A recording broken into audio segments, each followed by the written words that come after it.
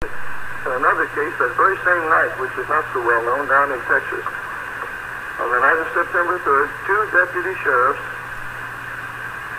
saw strange objects in the sky, and they parked their cruiser with the lights on near the side of the highway to watch it. They were Brazoria County Chief Deputy Billy McCoy and Deputy Sheriff Robert Goode, both of Angleton. We asked Chief Deputy McCoy to describe the encounter.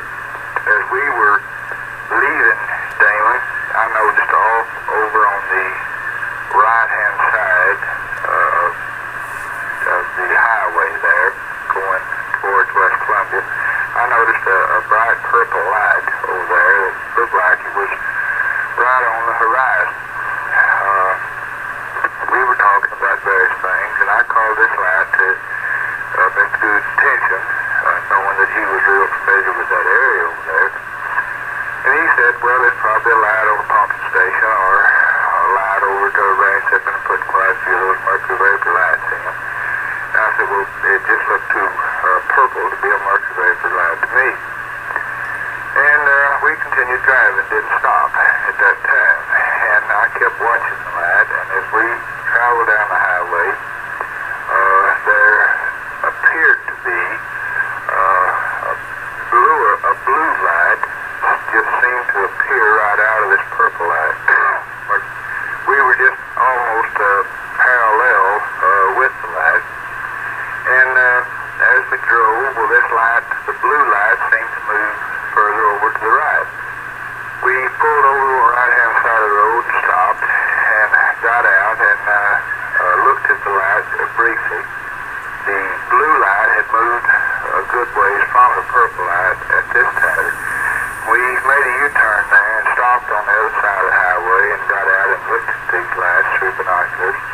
At this time, the lights seemed to float up in the air, just a very few degrees above the horizon, and just hang suspended there. So we got back in the car to drive back towards Damon to take one of the back roads and go over towards the San Bernard River to see if we could get closer to it. And we had driven, I guess, about a half a mile back towards Damon.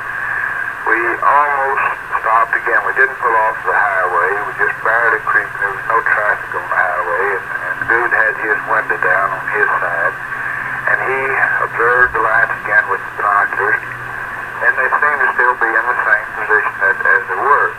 So he laid the binoculars down and said, well, you watch it. I'll drive on back that way. And just as we started up, he said, oh, the other light's still there. And I said, man, they're not there. They're right here on us. Well, the object had moved just in a blink of an eye, it seemed like, where they were to right beside the highway. The purple light was illuminating the inside of a patrol car, ground all around us. And here this thing was, just about looked like it wasn't any more than 100, 150 feet in the air. It was right at the side of the highway, completely motionless. There was a bright, almost full moon, almost directly overhead. The moon illuminated the object. We could see the outline very distinctly. We could see the shadow on the ground underneath it, and my gosh, it looked like a football field.